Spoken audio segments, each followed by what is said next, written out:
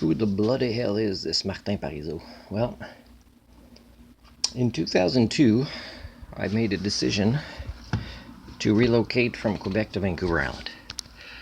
Been a lot of triggers there, and I knew I needed to get away from everything to get out of these cycles I was repeating and learn about myself. There's a lot's been explained already about my journey on Vancouver Island. Well, when I did that decision, suddenly I'm on autopilot. Everything that needed to be done to succeed at this was being done. Like trying to sell things or giving most things away, doing the research, the planning. One mistake was to try to pack too much on my motorcycle, even with a trailer, way too much in the back for balance. Changed my mind within 20 to 30 minutes and had the rest shipped in a box. But I don't regret that decision. At one point, my aunt says years later, the best thing you ever did was go there. And she might have said that. She doesn't know anything about me. She might have, my aunt from Montreal, she must have just heard I was generating some sort of income, and she thought maybe that's enough to say something like that.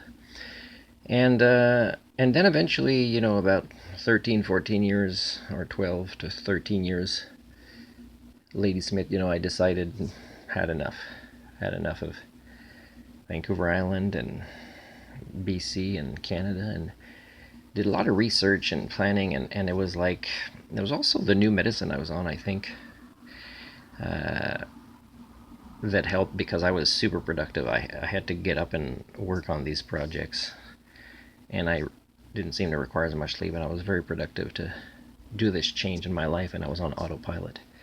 And again, never regretted that either. People will think, oh my God, look at that, you live there, and yeah, but that was temporary, it's not my condo. And you had this business, yes, and I was tired of it. That's one of the reasons I'm doing a master's degree. And you have all these friends. No, I proved, especially during the wedding ceremony, scam. I didn't make it a scam. Who, your real friends are, your real acquaintances are, the people who support you, who don't support you, the people who are fake, right? It all came out in this masquerade they did, right? And, but I'm talking about maybe trying to get like a visa of a place that I wouldn't necessarily choose as my first place. Let's say go to China and post videos of how I would buy that motorcycle and how I'm very disappointed in any other vehicle attempts in Canada. And they'd be happy with this, right? They'd be happy I'm sticking it to Canada. And people might say, oh my God, you're a traitor, you went there, Well, what if I go there and I'm happy? Let's say I work part-time, I meet somebody lovely, and we're a couple for a long time, and maybe I even decide to reverse my vasectomy and have a child, and I'm just working part-time and appreciated for my polymath variety of skill sets. And then people will write a book, maybe, and people know about me, or my YouTube channel explodes, maybe, and then people would say, you're a traitor. Well, first of all, first of all, I have no state secrets. My life has been transparently described online.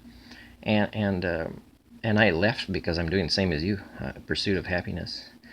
And I didn't betray anybody, as I was betrayed by the culture, the norm here. And I'm not saying it's only here that the species I share DNA with has issues.